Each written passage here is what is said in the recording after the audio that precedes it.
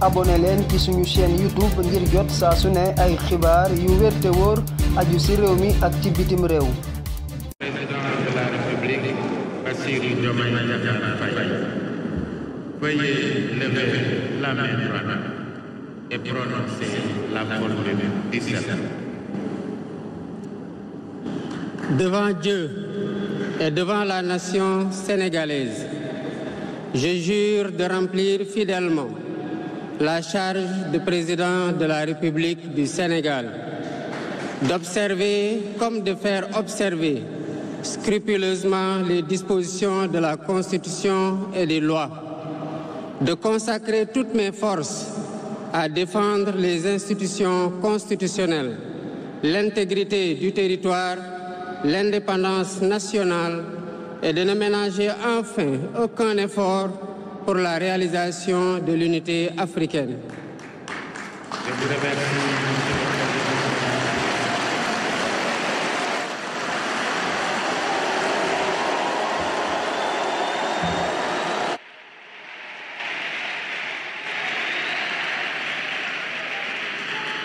Monsieur Bassirou Diomaye Diakhar Faye, élu président de la République du Sénégal.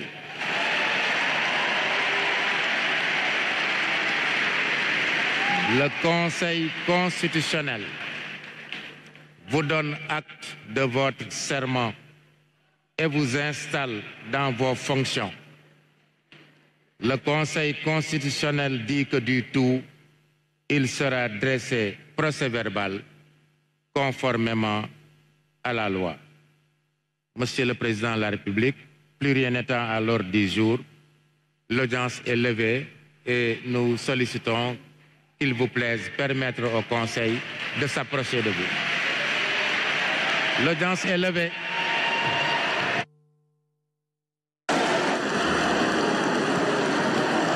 Ovation pour Bassirou Diomaye Faye, 5e président de la République du Sénégal.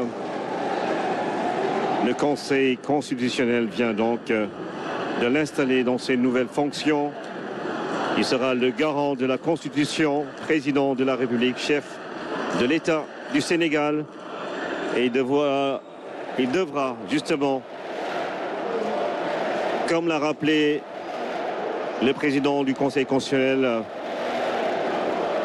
M. Mamadou Badio Camara, de répondre aux aspirations du peuple avec tous ces espoirs que nourrissent les jeunes du Sénégal, jeunes hommes et femmes du Sénégal qui donc ont participé à son élection. Et vous le voyez sur ces images, les membres du Conseil constitutionnel qui viennent le saluer Bassirou Diomaye Diakhar Faye, 5e président de la République.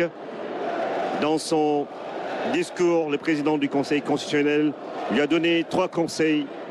Éviter l'ivresse de la puissance, les démons de la division et se rappeler toujours, constamment, de la main de Dieu qui aujourd'hui...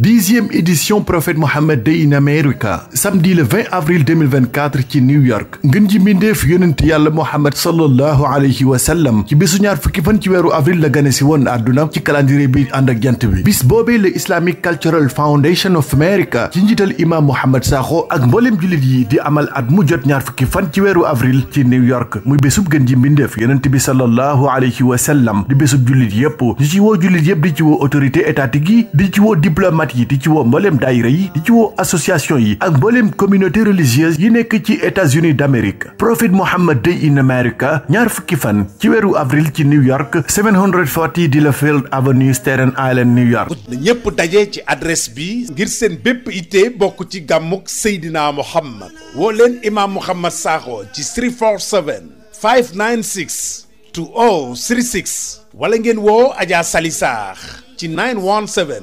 648 9381 bu dee soxna Soda Thiam oote leen ci 917 600 0082 mën ngeen a woow itam soxna Ndey Fatou Diop ci 646 645 3720 wala ngeen woo El Hadji Daouda Sarr ci 917 586 8359. Prophet Muhammad Day in America ñu ciy woo mbooleem jullit yi.